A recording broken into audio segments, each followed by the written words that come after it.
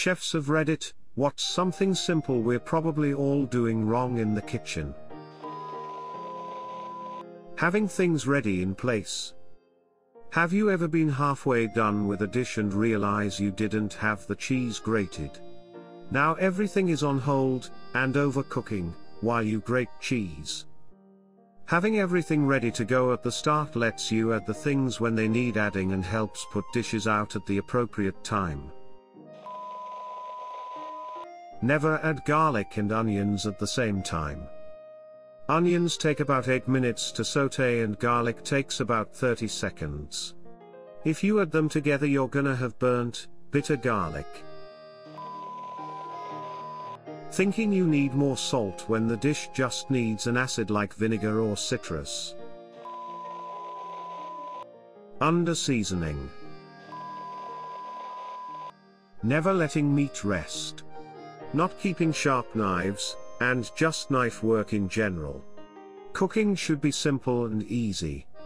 Fighting with prep work is never fun. Never put knives under soapy water ever. I once saw someone put one in and they sliced their hand pretty deep, don't know how.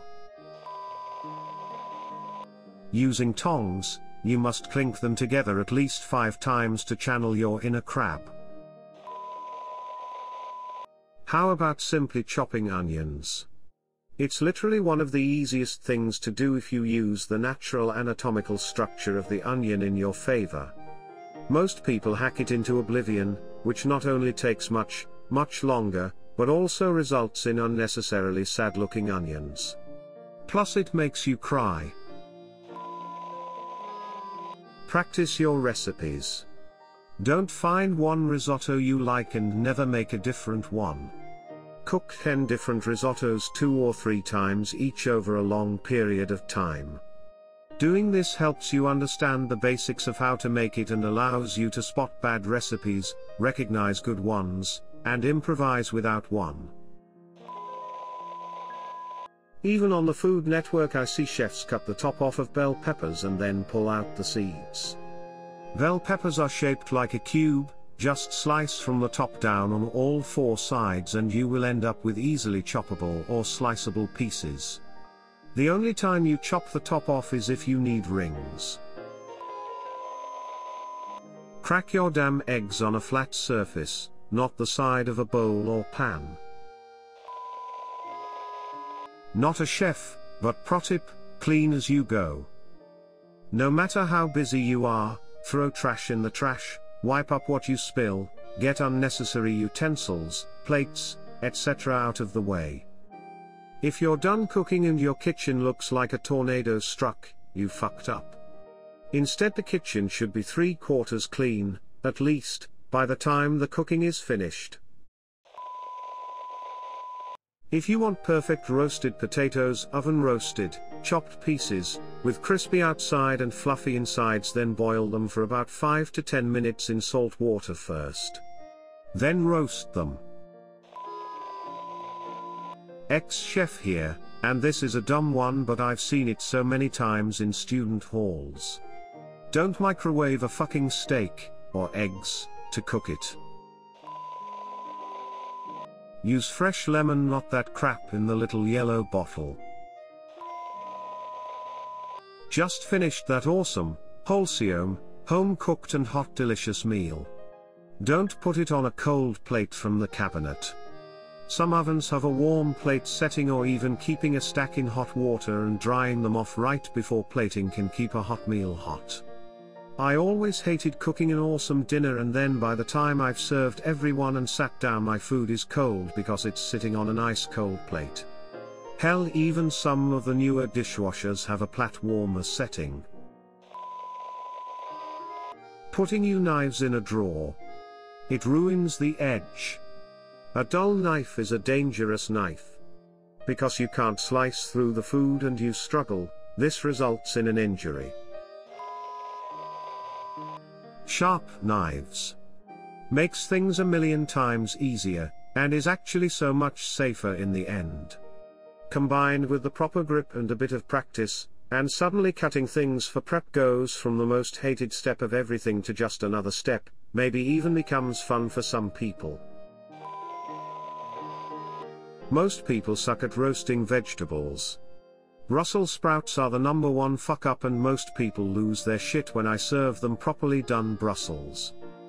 Toss with olive oil, more than you think, salt, more than you think, and any other herbs/spices, for example curry spices with cauliflower. Lay cut side down on a baking sheet, and throw that shit into a 200°C/400 F oven until it's visibly browned.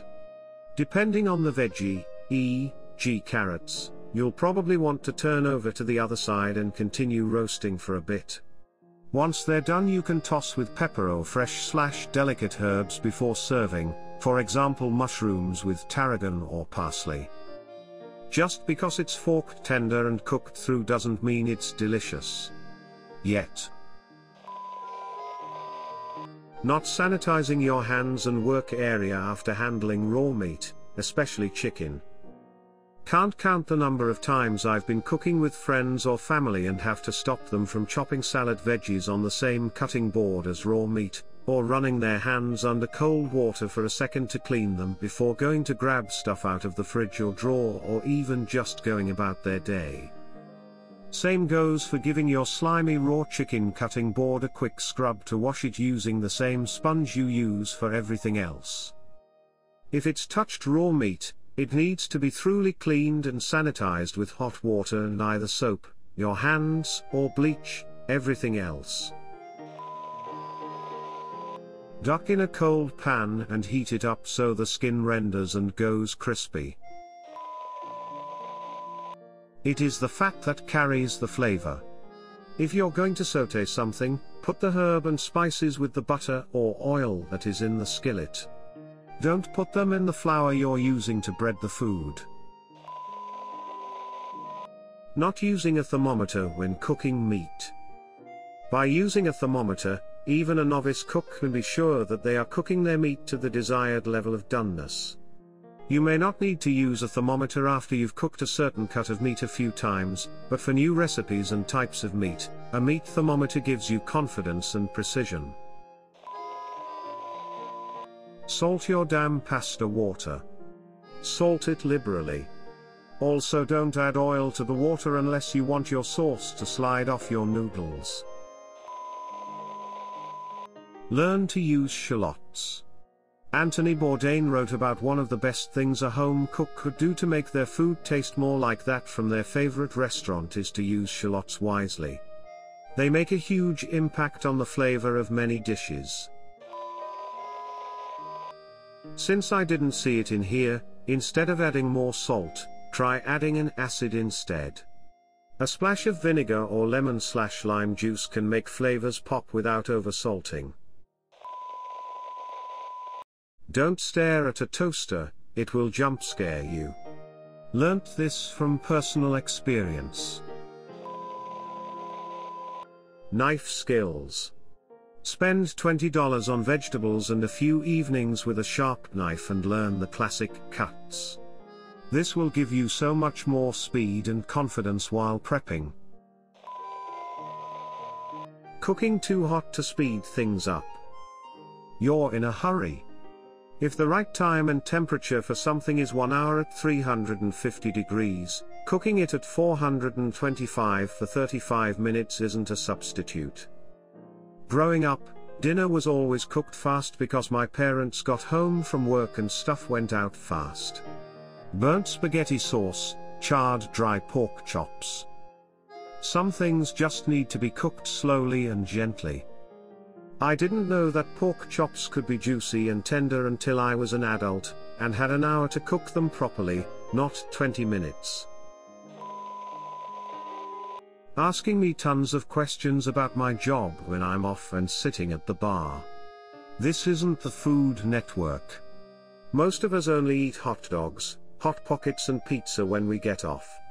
It isn't glamorous, don't go to culinary school, just wash dishes somewhere. Season at every step, butter makes things good, don't try to skimp there, that isn't why you're fat. Sharp knives Victorinox is a good start. People lose their mind over risotto, it's easy to make. You like onions, stop omitting them. You're probably not using proper knives for what you're cutting. I always catch my wife trying to cut meat with a bread knife.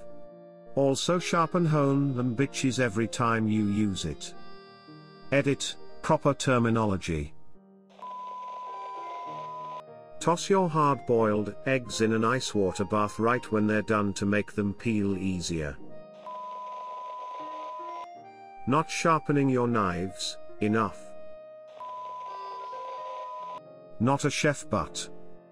Use a piece of aluminium foil or cling film to cover the surface of your guacamole if you have some left over in a container. Don't just wrap it around the rim, actually place it on the guacamole.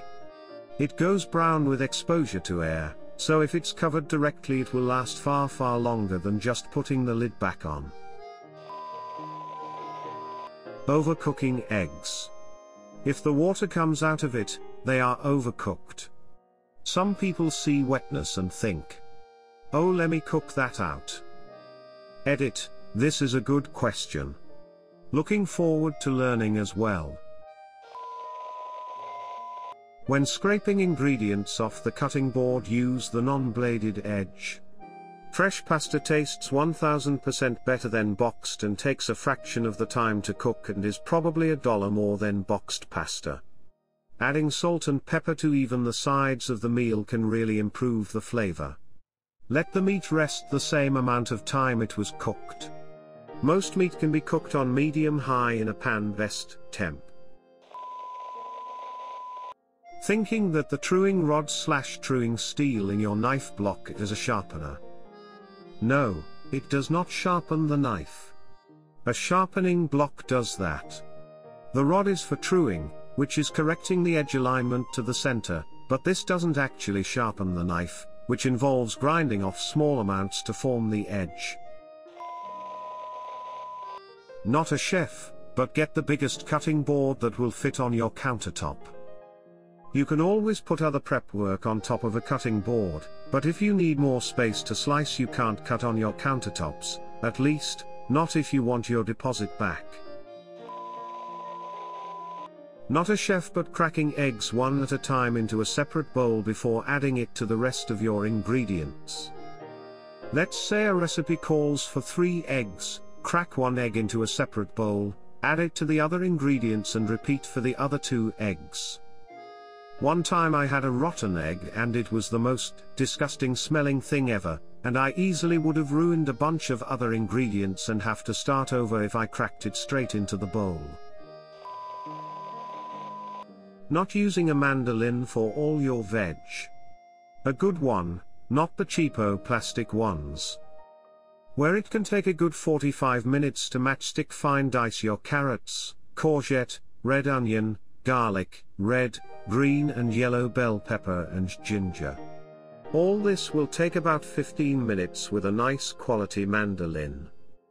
Make sure you get a finger guard and use it, and always use the utmost caution with the beast and go slowly until you gain confidence through repeated uses.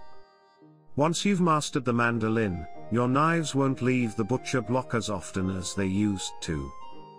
Get one with the V configuration, not one that's just a slant, those are rubbish. Seriously, mastering the mandolin changes everything in terms of prep time. It's amazing how fast tomatoes get sliced, how blissfully paper-thin fine you can get your onions in just a few seconds. I love that thing. I have one with a handle and a knob that adjusts the depth of the blade, all in one. I think it cost about $70. Not a chef, just a guy. I was taught how to hold a knife the other month, no idea that there was a better way of doing it. Don't put raw onions in a casserole or meatloaf, and expect them to cook properly. There is a really simple rule when cooking a steak: leave the steak alone. Stop fucking with it. Stop poking and prodding and moving it and flipping it around. Let it cook. Let the heat do what it's supposed to do. Get to know your heat source and learn to trust it. Almost everybody I know violates this rule. Pressing/squashing burger patties down as they cook on the barbecue. You're just making them drier by squeezing out the juices. Imho.